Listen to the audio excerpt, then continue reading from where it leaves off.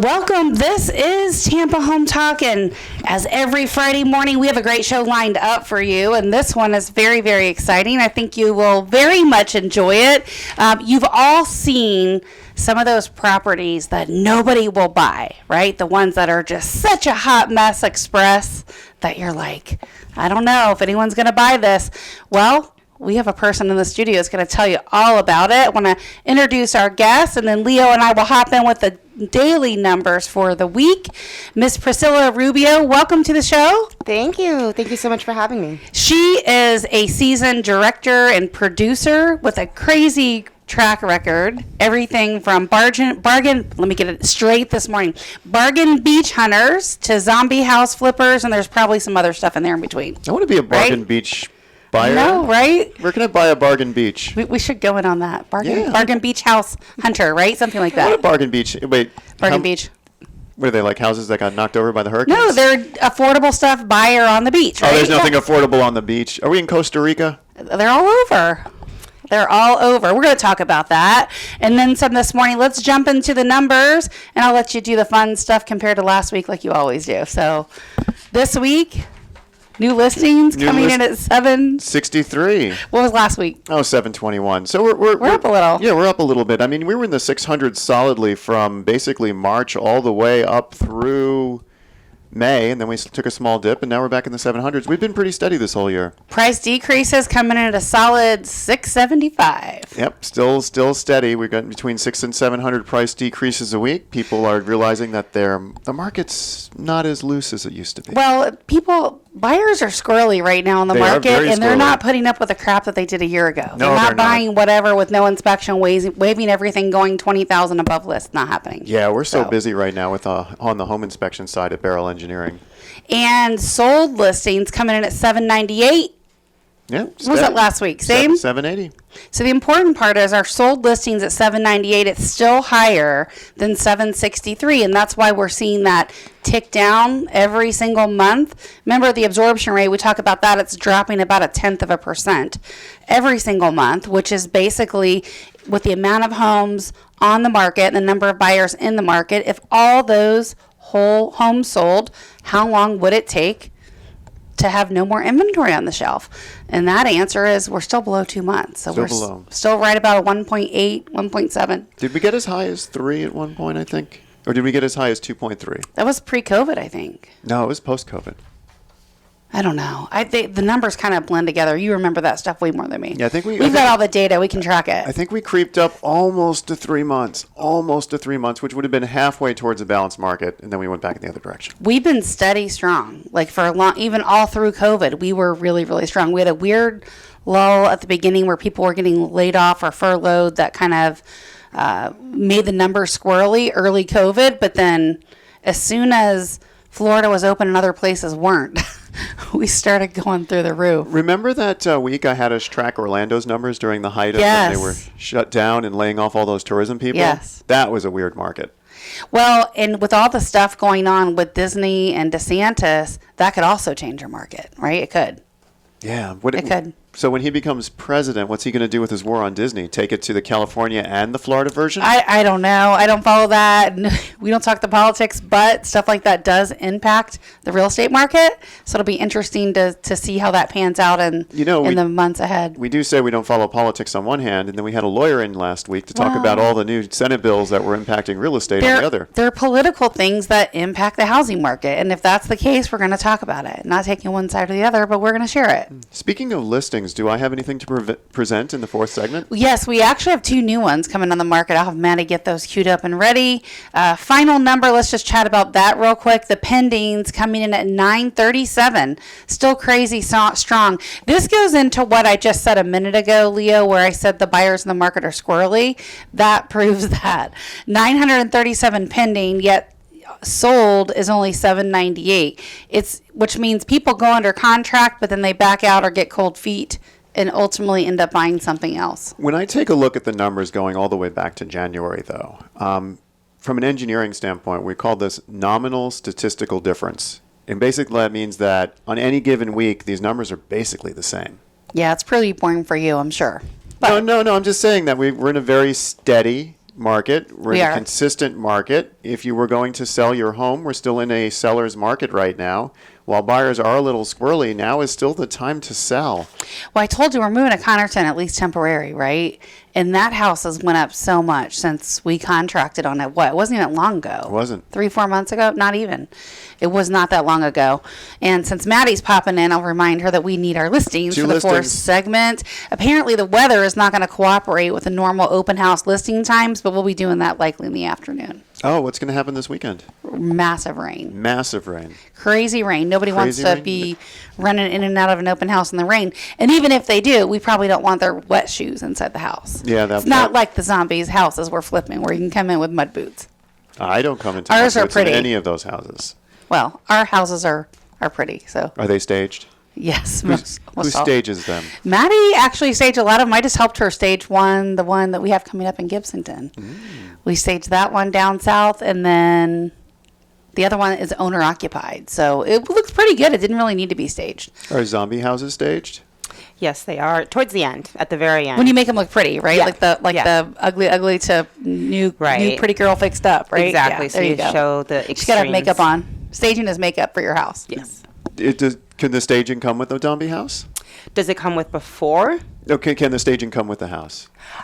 Actually, it can. We did an episode where the staging was actually a part of the renters. They actually rented it out. Everything is for sale. So I'm 100% sure when they put stuff in the property, if the buyer says, I want this, I want to buy everything in here, they're going to make it happen. Same thing is true. Like you notice sometimes, Leo, when you come into the lobby, there's more stuff in the lobby and then stuff is missing. No. That's because that stuff goes to properties when they're being staged. But if someone said, hey, I love this, I want it, will you leave it? We're like, yep, we'll calculate a price. We'll be happy to leave it for you and we'll just buy new stuff. It's actually better if you do that. If you remember Kim talking about it, because you replace your inventory with more up-to-date stuff because the trends are always changing. The only time I come in here and there's more stuff is usually around Halloween when you have all the pumpkins in here for your Yes. pumpkin spectacular or spooktacular. So we do a fall festival every year. Last year we had it at our office because the farm got so expensive. They literally tripled the price on us, even though we've been going there for years. And on top of that, they increased the cost of the pumpkins.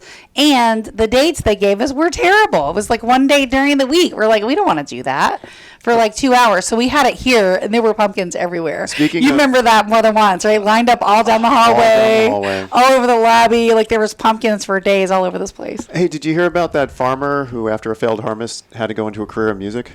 Tell me about the dad joke. He didn't know what to do with all his sick beats. There's always a dad joke, courtesy of Leo King with Barrel Engineering and Inspections.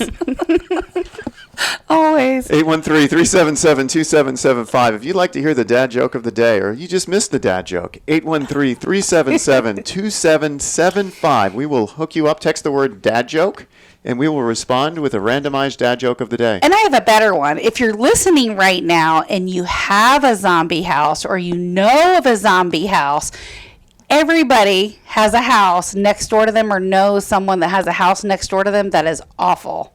That's the house we're looking for. So if you've got that, you can text us to Zombie House.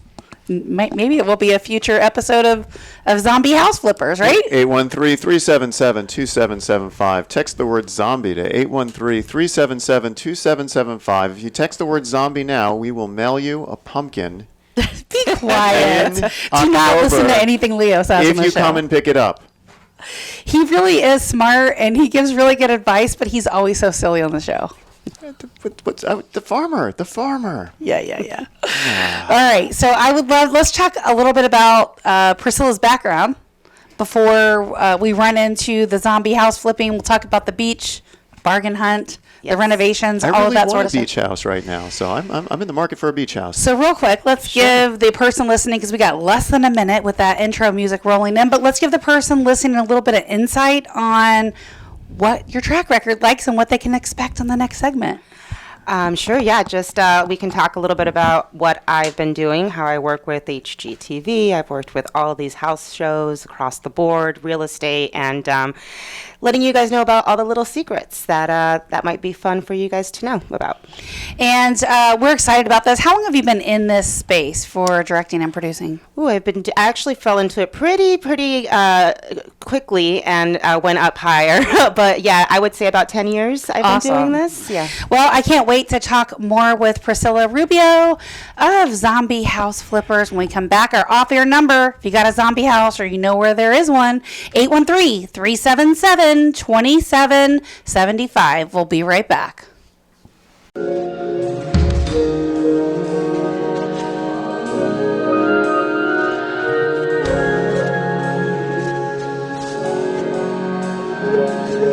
Welcome home, Leo Kane here with Beryl Engineering and Inspection, bringing you great time. Since Adam Talley's not here, This is the Zombie House Flippers edition of Tampa Home Talk. you know, that reminds me of a funny story. One time, I was on set for one of the zombie house hunters, and I walked into a house and I saw a stepladder, and I got a little sad. What? I never really knew my real ladder growing up. Leo, I can't with you.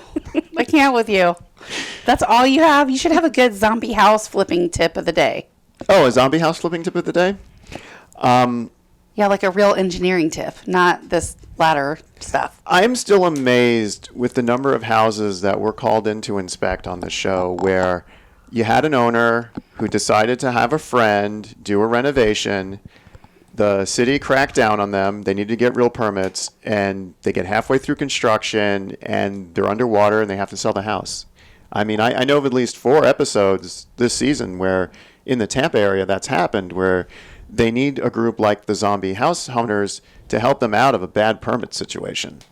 That's a good point. So this is this a lot of the case where sometimes people are stuck, like just cannot finish the renovation? Yeah, I mean, we do have an upcoming episode, and again, the show is very real. So that's kind of the way I like to direct and produce. I like to follow the real process. But we have something coming up where he had you were there for that, Leo, where he had to attain a stop work order, and that's how he bought the house, and that's how they buy the houses in that state of the house. So they follow the stop work orders and make offers on those?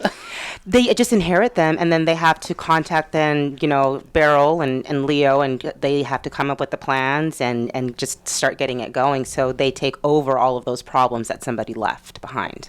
Got it. A lot of times. Yeah, and that's what makes some of these houses might not be a zombie in person, but they might just be a zombie in paperwork. Yeah, I'm sure. In that they're just, I mean, City of Tampa is vicious when it comes to unlicensed contracting, unpermitted work. And they should be.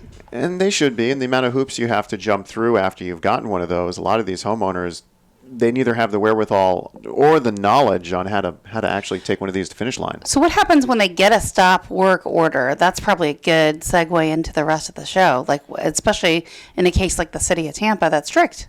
Well, I mean, if you get a stop work order, you have to stop work and you have to resolve it. And usually the stop work orders come with 2 caveats. One is they're telling you what they think the work is, subject to another inspection where they get to see the whole house and see what actually is happening. And they come with a code enforcement fine and or lien. So if you have a stop work order and you don't get it resolved, that turns into a code enforcement case where now you've got daily fines being levied against the property for doing something you shouldn't have been. Ouch. So the faster you guys get through the permit process on that to fix it, the more cost effective it is for the person owning it or selling it. Oh, definitely. I mean, well, anytime that, let's just say you're a homeowner and you're getting ready to sell your home because you're in the military and you have to move to Hawaii because you just got a job on an Air Force base and you have to do a close-to-close transaction, which means you have to close on your house in Florida to be able to purchase that whatever in Hawaii on the military base. If you have a stop work order notice and you have to go through the permitting process, you just added 4 or 5 months to your sales cycle, and that means that you can't do your close to close. So a group like the Zombie House Hunters can step in and they can take your property from you or work with you through that process so you're able to close on some portion of your house, and then you can move to Hawaii. So talk about how this whole idea came to light. The zombies, or Yeah, the zombie house flipping, like going all the way back to season 1, because you guys are in season 5 now. Yes, yeah. So going all the way back to that, how did this whole idea come about? I was not here for the first season, so I kind of just joined this team. And as you guys probably know, the Tampa cast is new. This is their first season here. Okay. I assume back in the day, and with any real estate show, I mean, people love watching the process of taking something old and ugly and then making it absolutely beautiful. And I can't say that this is true to fact, but I assume that that's the way they kind of like went with it. They found somebody that was doing it. They started following that person, and then it started becoming a success. It's all very fascinating to people. So even like the real estate process, when we go from a regular house that people live in to that transition of making it your home to a house that we're going to put on the market and sell, everything from the declutter process to staging. And we went into some place almost like hoarder houses, and we have to sell it for top dollar, and we're really good at that. It's not as extreme as a zombie house flipping, but so where's home base for you? Home base is New York City for me. Okay. So I was contacted to come out here and join the zombie house flipping team and just kind of help direct it. I've been doing these shows a long time, so I understand the process. I understand what kind of, what the viewer would like to see, I that really comes into it. But also it's fun to learn, even as a producer. Like, sure. I'm learning all these little tips that I would do for myself, even. Yeah. And it's not just fun for like making the TV, but again, I like it to enjoy it myself as well. The same thing is true for Tampa Home Talk. I mean, Leo's really smart, but I'm 100% sure there's guests that we have brought in where you've learned stuff, right? From whatever they're something every day from every guest. So it's pretty cool. The process of hosting a show, it's same thing, totally. Right? With directing. Yeah, I only think I'm smart because I'm constantly learning. I never shut down the learning. Yeah. Yep, it's true. Yeah. So all of life is for learning, right? It's totally one of my life sayings. Right. And dad jokes. Well, there's the dad jokes when you're around Leo. But when I was thinking about, so do you spend time here? Like, do you spend time staying here? Obviously, since you're catching stuff in real time, even though New York City is home for you. Oh yeah, no, I live here full time. So I have my house in Williamsburg, and it's beautiful and all that stuff. But then they bring me out here, so I'm here 7 days a week. So I don't know my schedule sometimes, and they'll, my cast members will ask like, "What do we have going on next week?" And I don't know because it's not there yet. Well, it's construction, so. Yeah. I mean, we had some stuff come up last week where I told, some of the cast, like, you guys can take off, but then a roof collapsed. So obviously I have to get my team there, and we rush to set and we get it all going. So it's real live. It's me calling up somebody, can you be here right now? This just happened. We have to cover it, kind of thing. So you're like news media, like on demand. Like an earthquake just happened, a hurricane just happened. We're in the middle of it. You're like the Weather Channel standing out there catching it for zombie rehab house flipping. Yeah, I mean that's the way. That's my goal anyway. And just trying to capture every little part of it, being in constant communication with your engineers, being in constant communication with the contractors. What's happening? What's the problem? Are there termites? Is there going to be something bad that's going to come up here that's going to kind of keep the viewer on the tip of their toes, but at the end of the day, the zombie hunters do come through and make these houses absolutely amazing. So I was going to ask you another question, but I'm going to hold that for the end. So what's one of the coolest things that you've captured real time, right? Because you're on the set or you just happen to capture something that's part of this real live motion. Right. Wow, we got it. You might have to edit it, but you caught whatever footage was you're trying to catch. I mean, it's everything. Demo day is always a day that anything can go wrong. And so you just kind of have to be prepared. We do these safety meetings prior to this because things happen very quickly on demo day. Mm-hmm. They really are getting in there, smashing things. And I mean, we had termites and they were trying to get up there and the whole roof collapsed. So he fell and then the camera guy tries to get him. And this is all real time. You can't recreate that moment. Yeah, there's probably a small balance between wanting to try to catch your team member and actually capturing it on video. Right. And and safety does come first. That's kind of the way I like to do things. But if we do catch it, I'm not going to be mad at it. Yeah. I was thinking about, this market is so tough. We talked about the inventory being so tight here in Tampa. How do you find prospective houses that are a good match for the show? So it's actually, it's really the house hunters, the zombie hunters. They go out and they really do look for these houses. We have a truck that just recently joined the cast, and I say that because it is a big truck with advertisements that basically people call up and like, hey, I have a zombie house for you. I have this for you. It's as simple as driving by something, and I've seen it happen where we're on our way to another set, and then I'm like, where is my cast member? And he's literally stopping, trying to take pictures and ask a person if they want to sell this house to them. And I'm like, we're filming a TV show. So this is interesting, and I don't know if I'm allowed to say this, but I'm not on the show, so I can say it. Along the lines of one house will get another house, there is actually a street where multiple houses on that street, maybe even next door to each other, might have all been picked up. And I'm really excited to see what happens with that, because now there could be 4 houses On the same street. near each other. The neighbors are probably really happy that you got 4 houses on the same street too. Yeah, the because your neighbors- property values are going to go way up. Right. Yeah, the neighbors definitely are happy to see our team come in because they bring value to that neighborhood. For sure. Yeah, for sure. 813-377-2775. That's our off-air number. We will take some feedback. If you got a zombie house you want to tell us about, you need some real estate help, maybe you just want to keep your house and you feel like it looks a little bit like a zombie house and you want some help, we can help you with that. 813-377-2775. That's our off-air number, and you can call or text that anytime you like. 813-377-2775. If you're watching on YouTube, don't forget to hit the like, share, and subscribe button. Smash it. Smash it. Yeah, as like Leo says, smash it. This is Tampa Home Talk. We'll be right back.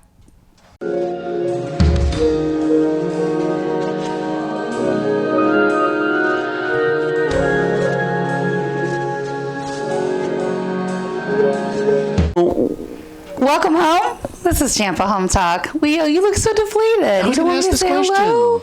Well, I was going to change up the question. Okay, go for it. What did you want to ask? I don't know. It's highlighted. No, I was going to ask, I know you just said you came in this season, but I was curious if the COVID pandemic era changed anything with the way you guys have to produce and what you do. Yeah, I mean, overall, in general, COVID changed it completely. I mean, just having to wear your masks on. Even as a director, I direct with emotion, and I talk to people. You know, when I directed you, I try to like animate, but when you have a big mask on you, you can't do that. Houses actually were really, really hard to get after COVID because everybody was buying. Nobody's buying zombies, but it's kind of, it changed the real estate game for sure. And I think for the better in a sense, because the stakes are a little bit higher now. But overall, it did change. It's getting back to normal now, so it's not as restricted, but definitely did put a little bit of damper on things for a bit, and it slowed down in general for production, but not so much house buying. What's the process like for you when you're directing? So you were talking about how when you worked with Leo and directing. Give me an example of what that's like. If I were to follow you guys with a camera and I'm looking at you, what am I going to see? You just want to learn how to control me. No. You just want to learn. After 6 years, you want to learn how to control. Oh Don't tell her anything. You have a wife for that, Leo? She can't control me. I Yes, can't she be does. contained. She totally does. Okay. Yeah, so I mean, well, producing and directing is just, for me, it's falling, again, true to life. So when I get to set, the first thing I do is I talk to my contractors. What's happening? What's the story?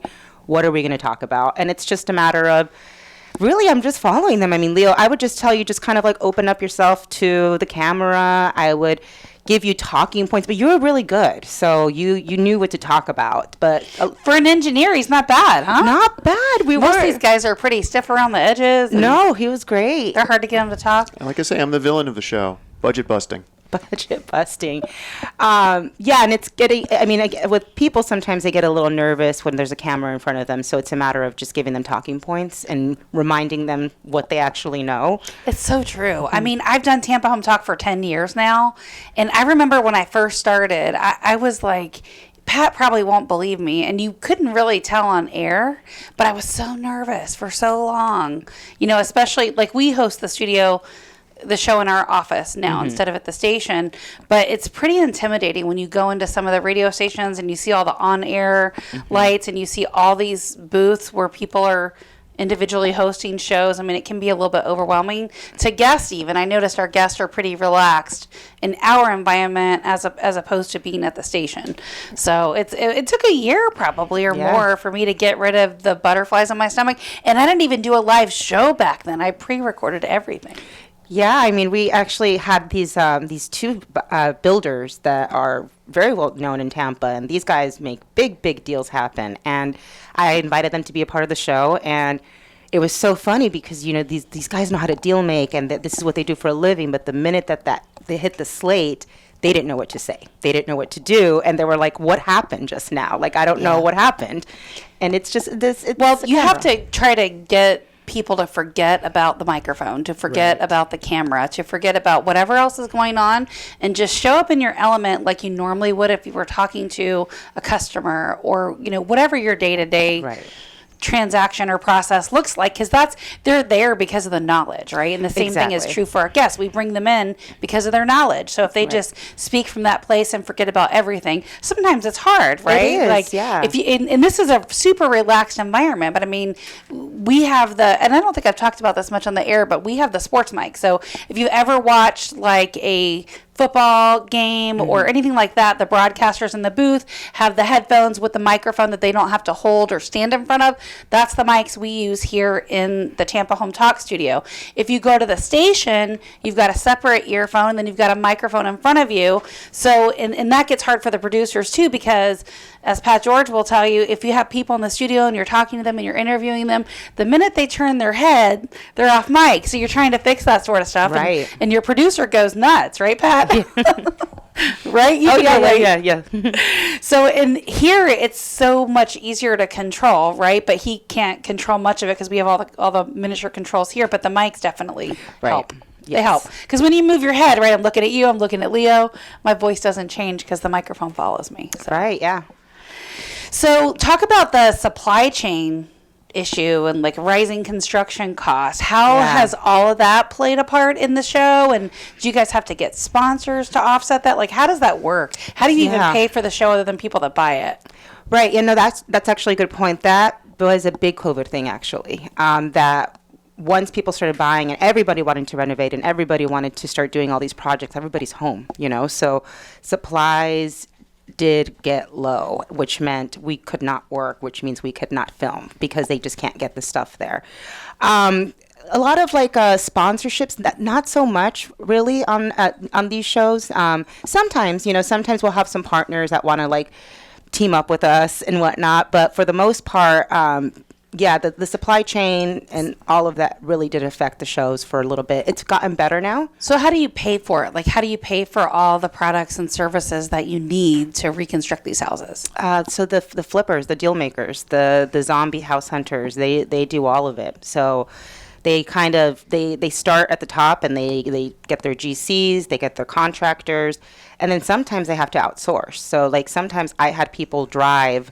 I did a show in Georgia once, and they drove from Georgia all the way to Tennessee overnight because they needed this certain shiplap of some sort, and only this place had it. So they did, and they drove 48 hours, and they came back, and we filmed.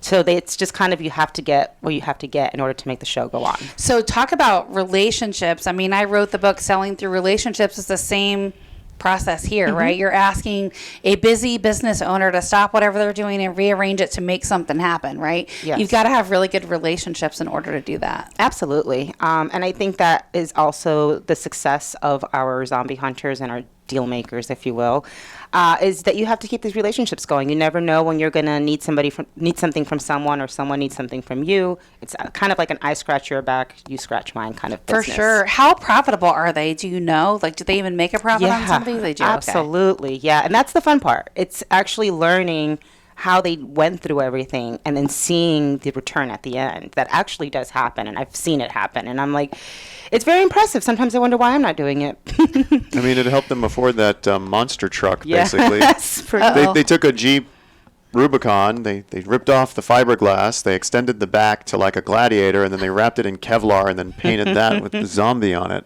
All right. That sounds pretty cool. Beast. Yeah, that's going to have its own scene, its own introduction. So that's something to look forward to. Is that coming up on season 5? That is coming up in season 5. Ooh, Yeah. awesome. Oh, introduction like Guy coming with the Guy's grocery games or the Diners, Drive-Ins, and Yeah, Drives. They're yeah. gonna pull it off of a thingy. He's going to sit in it. Yep. And then they're going to put it back on the thingy and it's going to go away. Absolutely. Something. I haven't decided yet. I'm still kind of brainstorming how I'm going to do it, but something along those lines. Yeah. Yes.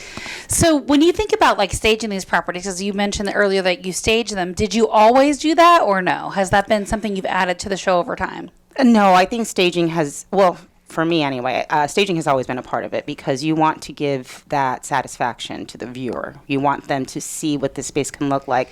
And staging actually plays a Not big just part. the viewer, but people, like when, even as a real estate pro, when we walk into a property, if it's empty, people can't visualize themselves or where furniture fits or any of that. Absolutely. So especially for TV where it's visual, right? Like radio, we have to describe. Right. So if you think about a blind person, how you're to communicate with them, that's radio. They can't see us unless they're watching on Facebook or YouTube, but if they're actually listening in the car or online, we have to describe everything we're talking about. Right. So for the visual person, that's exactly what you're saying. Yeah, absolutely. And I even yesterday, we did a scene where we're talking about a kitchen and the layout of this kitchen, but it's very important and how we stage this kitchen for the buyer. And we talk about all that on the show as well, because if there's a space that maybe a table's not big enough, you can put a little bistro table, and then you're giving that buyer the idea of like, oh, that looks cute there, you know? And so staging plays such a huge part, not only for the buyers in real life, but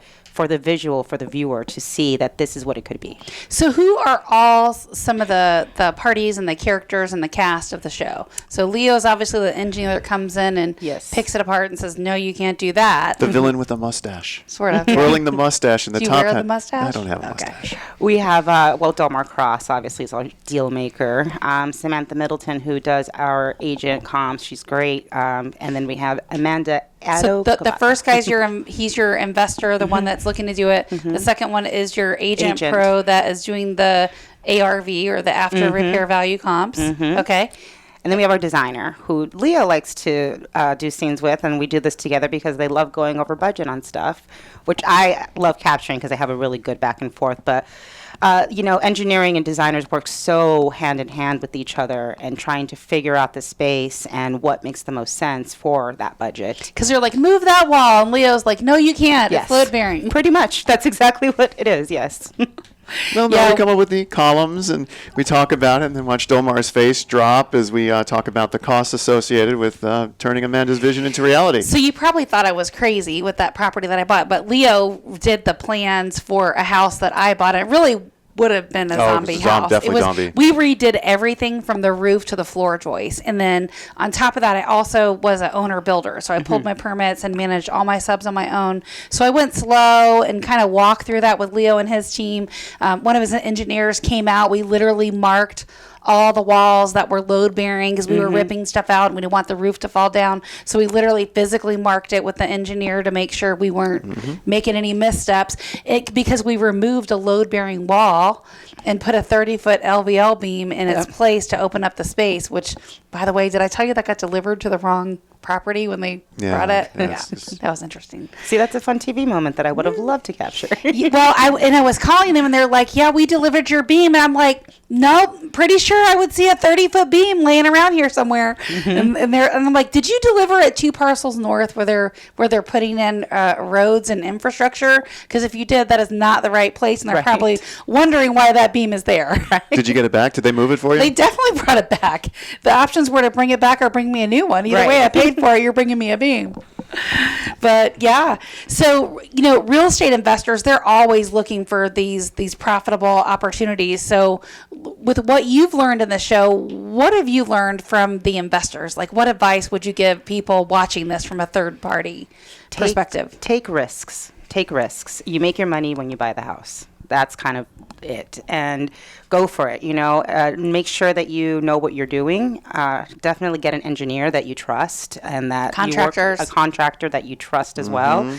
And You can do it. Anybody can do it. It's a matter of just learning one, and then you learn the other, and then it just becomes a process. But I think the person listening is probably saying, but what if I make a mistake and it's You not will. profitable? You will. Yeah. You will. I know I did stuff that cost me money twice, but it was part of the learning experience. Right. So. 813-377-2775. If you've got a question or you want to talk about a zombie house you know of, that would be a great addition to the show. We would love to get you connected with Priscilla, and perhaps that house or your neighbor's house will be a future edition of Zombie House Flippers. Back in a moment.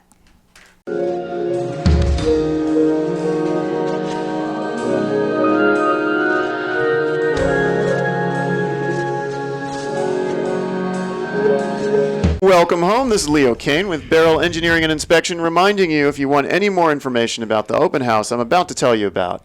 813-377-2775. That's 813-377-2775. And now it's time for my favorite part of the show. Before you jump into our open houses coming My up this week, favorite part of the show. I want to give a shout out to Chad. Thanks for listening. He just called in and asked for some real estate help, and Maddie's talking to him. Thanks for listening to the show. We appreciate you. And if you have some real estate questions, or you need a zombie house help, or you got an idea of where there is one, or you're looking for a house or to sell a house, 813-377-2775. That's 813-377-2775. And we appreciate you, Chad. Without listeners like you, we would not be on the air. yeah, and our sponsors, And our sponsors. which are amazing. So. Speaking of which, Barrel Project Engineering is proud to sponsor the announcement of an open house this weekend. Which the weather says we don't know what time that open house is going to be, but we think in the afternoon for both of these. In the afternoon. So if you're looking, it's been a while since we've been down in Gibbytown. Yeah, these are amazing properties, by the way. Amazing. This first one you're going to talk about has probably one of the biggest backyards in a neighborhood I've seen in a while. 8145 Tar Hollow Drive. 8145 Tar Hollow Drive in Gibtown. We are looking at a 4-bedroom, 2-bathroom, beautiful home, built in 2006. It is in the Carriage Point Phase 1 subdivision. That is Carriage Point, yeah, South Fork area. Great property, 4-bedroom, 2-bathroom, single-family resident. This is a heated area of 1,971 square feet. It's almost a quarter of an acre. That's why the backyard's so amazing. It's on a cul-de-sac. During this time of the year, instead of saying heated area, can I just say cooled area? Knock yourself out. Cooled area, air-conditioned area, 1,971 square feet. All of this could be yours, 2006 home. All of this could be yours for the low price of $369,900.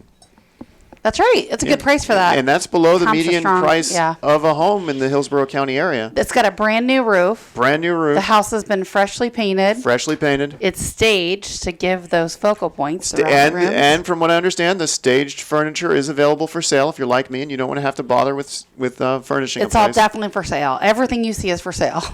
Everything is for sale. And the back lanai on this one is amazing. Not only is it a lanai, but it's like a Florida sunroom because you can open it with the screens or add one of those little mini splits in the back. I'm excited.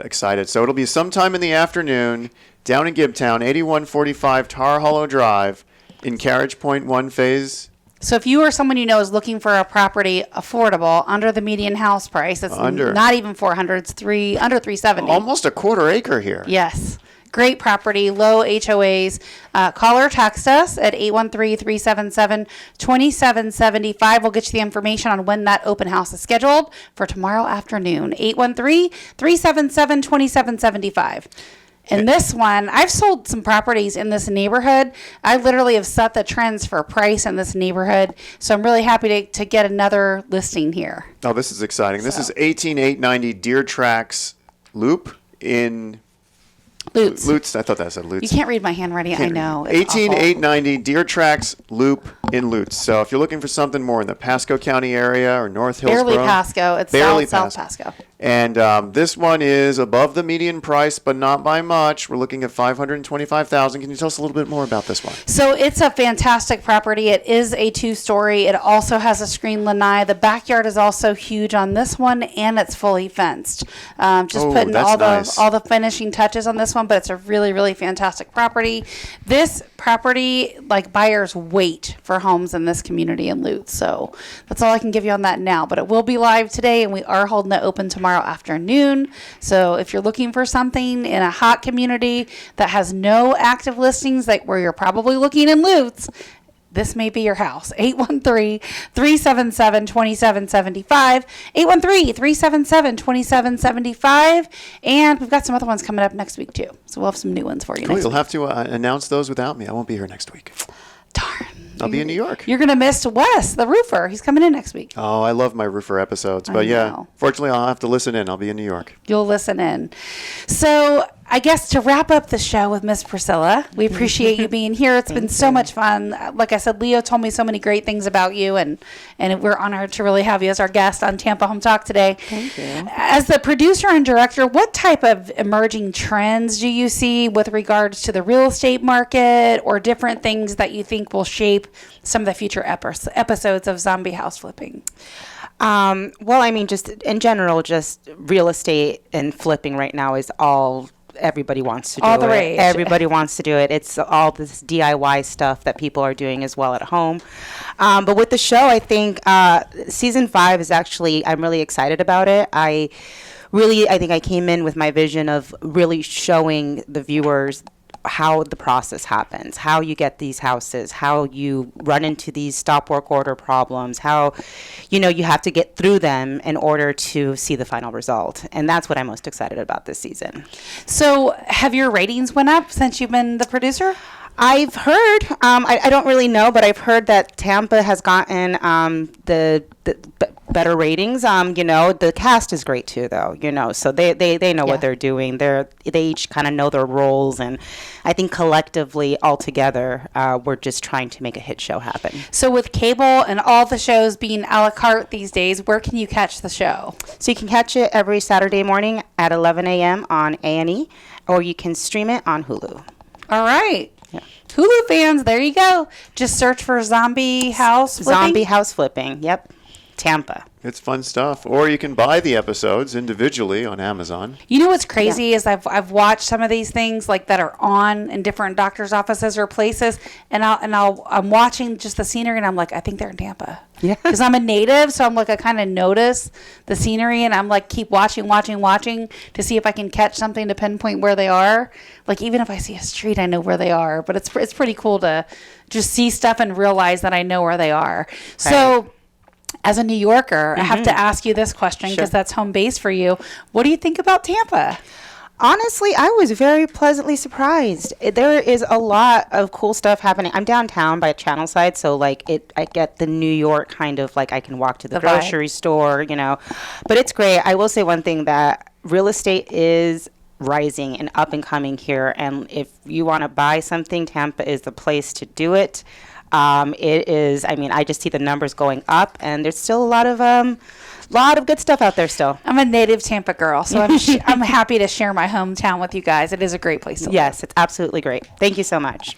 Leo? Well, loved having you on the show. And if you're interested in an open house or a zombie house or any kind of house, 813-377-2775. That's 813-377-2775. And don't forget, we set the trends in those neighborhoods very oftentimes, so you can call us for some listing advice as well. 813-377-2775. So happy to have you this week. Tune in next week. West with Sharp Roofing will be in the house talking about those recent hailstorms and all these rains that we're having right here in Tampa. Love where you live, or we're going to fix it. Welcome home.